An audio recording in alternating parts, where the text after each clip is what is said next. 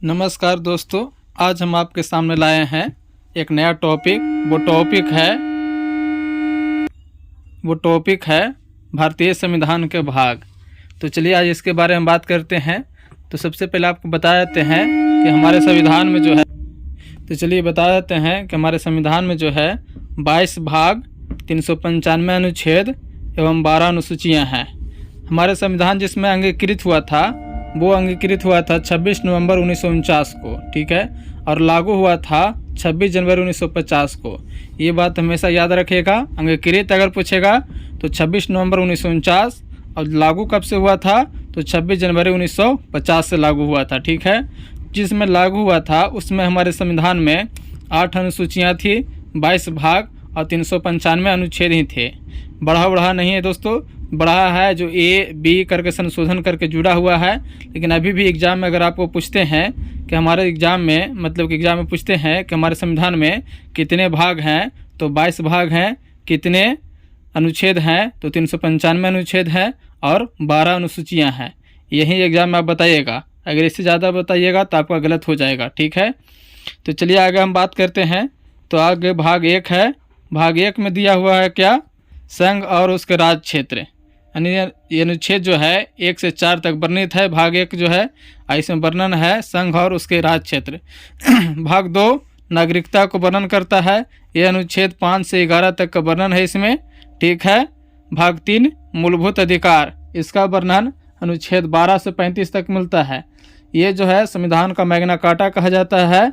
इसको याद रखना बहुत ज़रूरी चीज़ है। इसको डिटेल्स के बारे में एक दिन हम बताएंगे, और इसका एक छोटा सा वीडियो हम डाले हुए भी कि कितने हमारे अधिकार हैं, उसका वीडियो हम डाले हुए हैं। लेकिन मूलभूत अधिकार के बारे में जानकारी रखना बहुत ही ज़रूरी चीज़ है, ठीक है। इसको बहुत याद रखिएगा। भाग 4 में है राज्य के नीति निर्देशक तत्व। ये अनुच्छेद 36 से 51 तक इसका वर्णन है। भाग 4A, देखिए आपको हम बोल रहे थे कि जो भी संशोधन करके जोड़ा गया है, ऐड किया गया है, वो ए बी का ऐसे करके जोड़ा गया है। तो चलिए 4A में दिया हुआ है मूल कर्तव्य। ये इसका वर्णन जो है अनुच्छेद 51 का ए में वर्णन है। अभी हमारे संविधान में मूल कर्तव्यों की संख्या 10 है, ठीक है। भाग 5 में है संघ, अनुच्छेद 52 से 151। ये दोस्तों हमारे संविधान में सबसे बड़ा भाग है, भाग 5। इसको सबसे बड़ा भाग एग्जाम पूछते रहता है, तो वो है भाग 5। इसका वर्णन अनुच्छेद 52 से 151 तक है। भाग 6 राज्य के बारे में वर्णन करता है। यह अनुच्छेद 152 से 237 तक इसका वर्णन है। इसमें हमारे राज्य में क्या क्या होना चाहिए, क्या है, जैसे राज्यपाल हो गया, उच्च न्यायालय हो गया, ये सब का जो वर्णन है, मुख्यमंत्री, ये सब जो भी वर्णन है वो हमारे अनुच्छेद 152 से 237 तक बीच में वर्णन है। भाग 7, देखिए दोस्तों, भाग 7 है जो निरस्त कर दिया गया था, ठीक है। ये संविधान का 7वां संशोधन अधिनियम द्वारा 1956 में इसको निरस्त कर दिया गया था। इसका वर्णन जो है अनुच्छेद 238 में था, ठीक है। भाग 8 है संघ और राज्य क्षेत्र। संघ राज्य क्षेत्र है, इसका वर्णन अनुच्छेद 239 से 242 तक इसका वर्णन है, ठीक है। इसको भी याद रखिएगा। भाग 9 में है पंचायत। ये भी एग्जाम में हमेशा पूछते रहते हैं। इसका वर्णन अनुच्छेद 243 के से शुरू होता है और 243 के ओ तक इसका वर्णन है, ठीक है। इसको याद रखिएगा। जब हमारे बिहार में चुनाव होते हैं ग्राम पंचायत का, उसके बारे में वर्णन है इसी में, अनुच्छेद 243 से अनुच्छेद 243 के ओ तक। भाग 9A, इसका में नगर पालिकाएँ के बारे में वर्णन है। यह अनुच्छेद 243P से 243 के ZG तक इसका वर्णन है। भाग 9A नगर पालिकाएँ जो होती है वो होती है जिला में, जैसे नगर पालिका आप लोग जानती होंगे, ठीक है। भाग 10 में है अनुसूचित और जनजाति क्षेत्र। इसका वर्णन जो है 244 से 244A तक इसका वर्णन है। भाग 11 संघ और राज्यों के बीच संबंध, अनुच्छेद 245 से 263 तक इसका वर्णन है। इसमें बताया गया है कि संघ और राज्यों के बीच में क्या क्या संबंध होना चाहिए। संघ मतलब होता है केंद्र सरकार और राज्य मतलब राज्य सरकार, ठीक है। उसके बीच में क्या क्या संबंध होना चाहिए, ठीक है। भाग 12 में है वित्त, संपत्ति, समुदाय और वाद। यह अनुच्छेद 264 से 300 का ए में वर्णन है। जो हमारे जो मौलिक अधिकार में एगो था अधिकार जो था संपत्ति का अधिकार है, वो 300 का ए में वहाँ से मतलब हटा करके वो यहाँ लेकर के लाया गया है। 300 का ए में यहाँ वर्णन कर दिया गया है। ठीक है।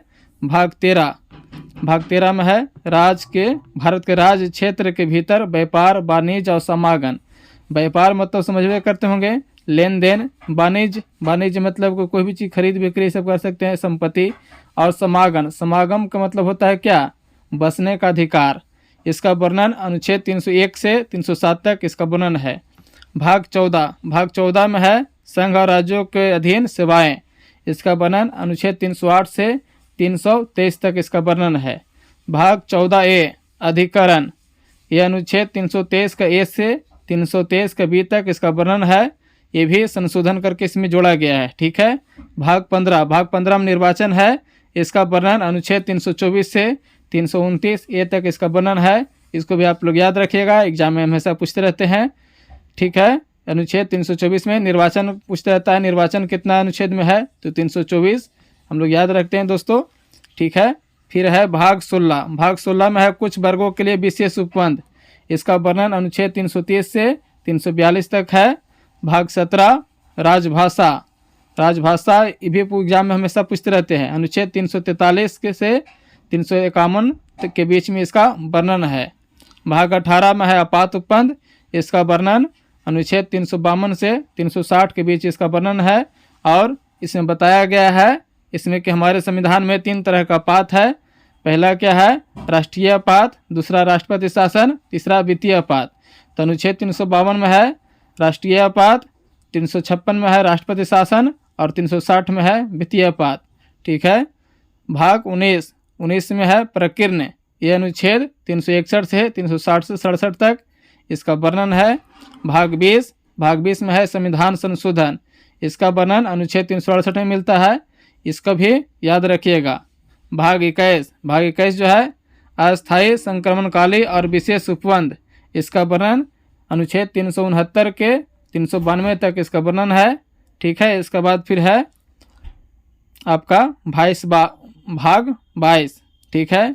इसमें है संक्षिप्त नाम प्रारंभ, हिंदी में पाठ्यकृत पाठ और निरसन। इसका वर्णन अनुच्छेद 393 से 395 तक है। तो आप लोग को हम बताए थे शुरू में ही कि हमारे संविधान में 395 अनुच्छेद है। एग्जाम में जब भी पूछे कि हमारे संविधान में कितना अनुच्छेद है, तो 395 ही मारना है। बहुत लोगों ने बढ़ा चढ़ा करके बता देते हैं, तो नहीं, ऐसा बताइएगा तो आपका एग्जाम में गलत हो जाएगा। ये सब आपको याद रखना बहुत ज़रूरी है। तो चलिए आज आप लोग का हम भाग के बारे में बता दिए। हमारे संविधान में जो भाग हैं उसका वर्णन, हमारे संविधान में 22 भागों का वर्णन किया गया है और उसमें क्या क्या है उसको आप लोग को याद करवा दिए। और इसको याद कर लीजिएगा दोस्तों, और कॉपी में इसको नोट्स बना लीजिएगा। जय हिंद दोस्तों।